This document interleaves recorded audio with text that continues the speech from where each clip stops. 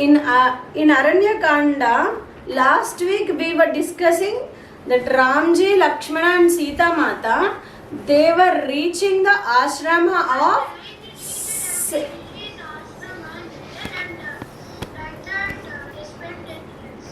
and later they went to Sutikshna Maharshi's ashrama. From there, Ramji expressed his interest to meet sage Agastya. Then Sutikshna Maharshi directed him to first go to sage Agastya's brother's ashrama and then to sage Agastya Muni's ashrama. So first, on the way they saw many forests, many trees and the journey was so pleasant. Finally, they reached the ashram of sage Agastya's brother. From a distance, Ramji was explaining the good deeds of sage Agastya. And finally, they reached, at the time, they reached the ashrama, the sun was setting. So they performed their evening prayers and then they entered into the hermitage. Warmly, the sage welcomed them. All the three together, they stayed that night in the ashrama. And next day, after the sunrise, Ramji went and talked to the sage. He expressed his interest to meet his brother sage Agastya, and he also thanked him. They spent the last night very happily in the ashrama and they had only fruits and roots at that night. Okay, so sage Agastya's brother, he said, yes, please go ahead, and he has given the directions also to reach the ashrama of Agastya Muni. So Ramji took leave from him and all the three, they started their journey towards the south direction from that hermitage. When they were moving, they saw hundreds of trees in the forest and blossoming climbers, and many trees were damaged by the trunks of elephants, and there were monkeys everywhere.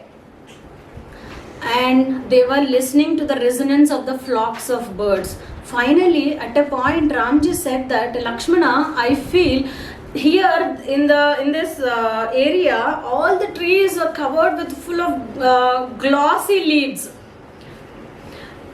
and the birds and animals, they were not having the natural enmity.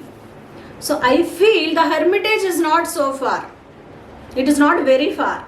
So already we are in the vicinity of the hermitage. And he again started telling about the sage Agastya.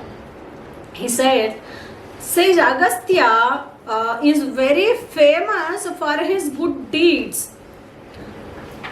Agam sthambayiti iti Agastya means Agam is Parvatam. So he made Vindhya mountains bow down, because there was a small story in this. Once upon a time, sage Narada went to Vindhya mountains. So Vindhya mountains were also very tall, but king of mountains is Meru. So Meru Parvata. He said, you're very, to Vindhya mountains, sage Narad Muni was saying, you're very beautiful and you're shining, but Lord, the sun god always he prostrates to Mount Meru only. Why not you, he asked. Then Vindhya mountains got a doubt. Then he called up the sun god. Sun god has told that it is the custom when as the planets are formed, I am rotating around the Mount Meru only. So it is not that you are not as great as Meru. I respect you also, he said. So, but Vindhya mountain got little greedy and it thought that I should grow taller than Mount Meru. So daily it started growing day by day. At some point it obstructed the path of the sun also. If the sun rays are not falling, if Vindhya is obstructing the sun rays, there will be no light on the earth. Then Lord Indra went to sage Agastya and requested, because Vindhya mountain's teacher is sage Agastya, it says. So Agastya Muni said that I understood the problem, so I will make Vindhya listen to me and it will not obstruct your path. He gave a word to the sun god. So then Lord Indra left to his abode. Sage Agastya went to Vindhya mountains. Then obviously when you see your teacher, you bow down, right? So Vindhya wanted to bow down, and it has become very, very tall. So then it bowed down and it lied like this. Then Sage Agastya said, I am going to the southern direction. I will cross you and go. Again I will come back. Till that time you just bend down like this and don't grow more, he said. Yeah, he thought that okay. Till you come back I will not grow again. And I will bow down like this, Vindhya mountain told. But till now, Sage Agastya is living in the south only. He is not coming to the north again and he is not crossing Vindhya. So, it is following the commands of Sage. So, Vindhya mountains listen to Sage Agastya. He is so great that he always works towards the good for the people. That is what Ramji was sharing to Lakshmana. Okay. And then he also said, as soon as Sage Agastya entered into this southern region, all the ogres, demons, man-eating, flesh-eating Rakshasas, they became very quiet. And they are not cruel towards the ascetics and Brahmins, because they knew the power of Sage Agastya. That is why I want, and here all the Devatas, Gandharvas, Siddhas, they come here and they wait for Sage Agastya. They worship Sage Agastya. Ramji was telling to Lakshmana. Finally, when they are about to step into the hermitage, Ramji said to Lakshmana, I want to spend my rest of the exile period here only.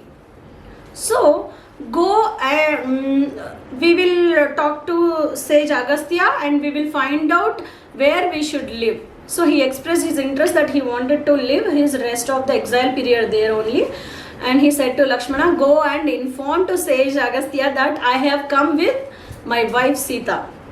Then Lakshmana went to the ashrama. There he called out Sage Agastya as a disciple and he told that, I am Lakshmana. There was a king called Dasharatha. His mighty elder son Rama came with his wife Vaidehi Sita. And I am his brother. If you have heard about us, and we are here in the forest to obey the commands of our father. Please go and inform that we have come and we all desire to see Sage Agastya. Then the disciple went inside. Agastya Muni always performs the sacrifice. He always pour oblations, means he offers food to the god. So he was in the fire sanctuary. So the disciple went inside and he informed the same. Immediately Agastya Muni was very, very happy. Oh, if Rama has come, why is he waiting outside? Why you did not allow him? Please welcome him with all the respect, along with his wife and brother, he said, and he immediately stood up and he was also coming to meet him. The disciple went to Lakshmana and said, so who is Rama? Sage Agastya Muni said that without any formality he can come and meet. Please ask them to come. Then Lakshmana went to Ramji and Sita Mata. They came to the entrance. There they welcomed Ramji, Sita Mata and Lakshmana with all the respect. Then Ramji started walking inside. There the hermitage was very, very beautiful and it was so peaceful with all the deers. They are in peace. They are not running here and there. They were very calm. And he was seeing, there were places like in Agastya Muni's ashrama, there were like small temples like allocated for gods like Brahma, Vishnu, Maheshwara, sun, moon, and all the quarters of the god. I mean, for all the quarters we have like Kubera, Vayu, Agni. For everybody there is a place in the ashrama because they are worshipping them. So Ramji was very happy to see, and then when he is moving, sage Agastya was also coming with the disciples. Ramji was telling to Lakshmana, see Lakshmana, I can recognize by the magnanimity of the, bright luster of Agastya. From them I can find out who is Agastya. Thus saying that, he went and he touched the feet of sage Agastya. Then Agastya Muni was also very, very happy, and he welcomed them. First he offered them seat, and then he offered them water to wash their hands and feet, and then again he performed the fire sacrifice, and then he offered meals to the guests. After a while they were sitting. First Agastya Muni sat, then Ramji was sitting before him with joined palms. So Agastya Muni was telling, see, this is the bow I got from Lord Vishnu, and that bow was ornamented with gold and diamonds, and he showed one arrow also. This is the jewel among the arrows, and it was gifted by Brahma to me, and it never fails. That arrow never fails, and is shining bright as sun. And then he showed 2 quivers, inexhaustible arrows. So the quiver is where you put all the arrows. So that those 2 quivers, they are inexhaustible, it seems. So that was gifted by Ishvara, Shiva. And then he showed one big sword also. It was also ornamented with gold. And then he said, you accept all these, because with this bow only Lord Vishnu killed formerly in the past. Lord Vishnu killed many demons with this bow only.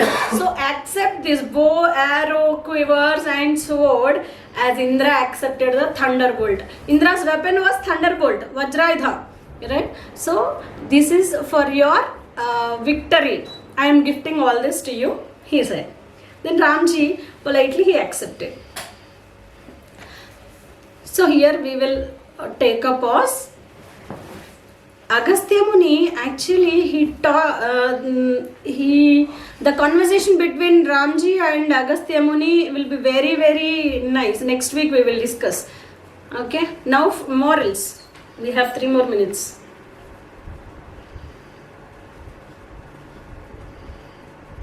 Listen to Guru.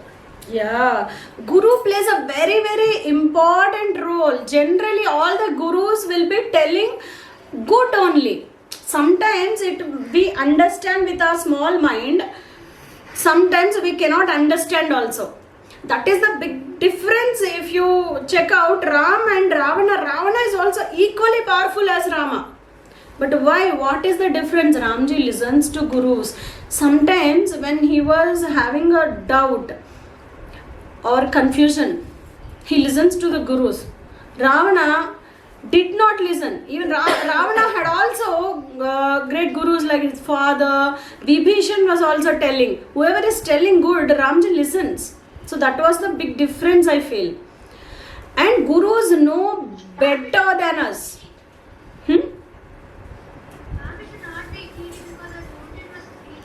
Yeah, Vindhya mountain. And you should not compare, right? It was comparing with Mount Meru. Unnecessarily it was growing and giving burden to the earth. That is why Sage Agastya had to step in. Go through the formalities, even though...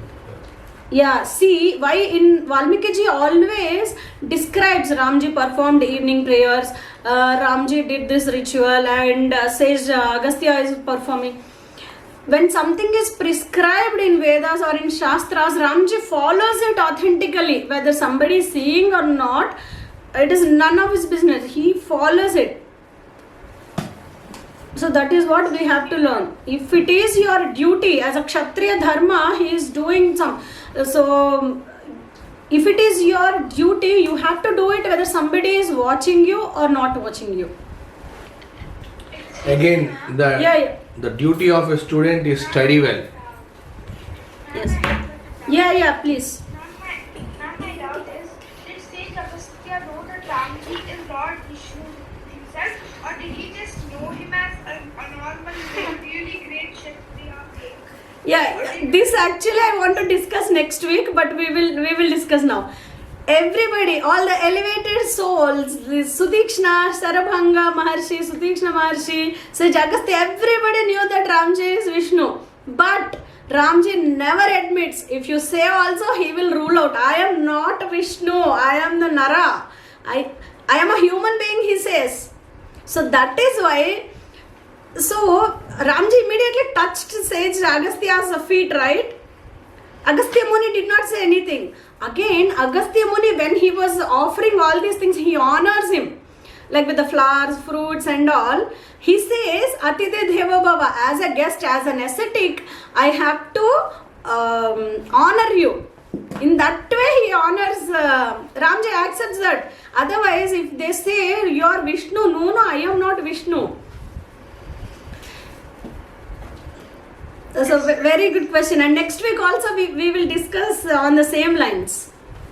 Okay. Ma'am, why did Ramji indicate that is Vishnu? Because Vishnu means immediately no need of the incarnation as a human being like Rama and all. Immediately he can take, like Vishnu, he can come and kill Ravana, right? Yeah, ma'am. For Ravana Samhara. Huh. Ma'am, Vishnu took all these forms because he wanted to teach humanity how a person is supposed to live and how a person is supposed to follow the dharma. Dharma during the difficult times. Everybody can follow when things are normal. Right? That is why Ramji, Sita Mata, they taught us to how to live in difficult times. And Ravana had also, he got a boon that nobody can kill him except Nara and Vanara. So he thought, okay, they are not, just he did not think only, he did not give any importance only. Nana, sorry, I didn't get what you have told just now that he had a boon, no one can kill Nara and Ravana had a boon that no one can kill him, like Devtas, Yaksha, Gandharva, and he thought Nara and Vanara, they are not in my list only, they are weaklings, he thought. So he did not include in the list. then at last when Ramji kills the Ravana with That is why. So Nara means human being only. Ravana thought human beings are weaklings. So that is why he did not include them in the list that I should not be killed by Devatas, I should not be killed by Gandharvas, I should not be killed by Yakshas. Like that he gave a list. Not human beings. So that is why Vishnu had taken the avatar of Ram and killed Ravana. But if we had reason that Ramji has Vishnu has taken the avatar of Ram. Who knows it? You mean Ravana? No, ma'am. So this is also a reason. Yeah, this is also a reason, correct. Ma'am, but if he had included the man and the monkey in his list, like if he included everything, then the only way he would have died was by old age. Correct. That is what Hiranyakashipu did. He said everything, nobody, human being, animal, no one can. So God has to create something out of that, and then he has to put an end to adharma, right? Yeah, ma'am. He killed with his nails. And always we have to maintain a decorum when you are meeting elders.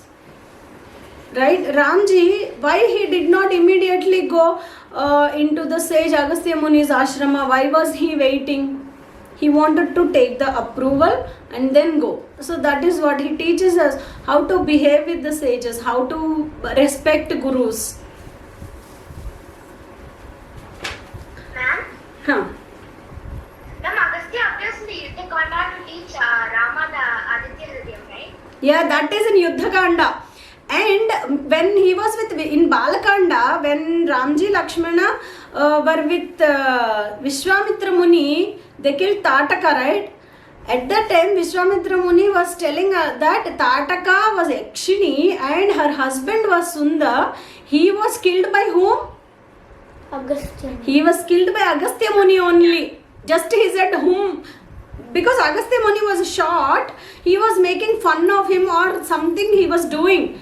Then Agastya Muni got angry and he just looked at him. Because of the power of his penance, he became into ashes. And he only gave the curse to Tataka to become a demon. So Ramji knew the power of Agastya Muni. So that is why he wanted to live near the hermitage. Okay. Now we will close the class. We'll discuss more in the next class.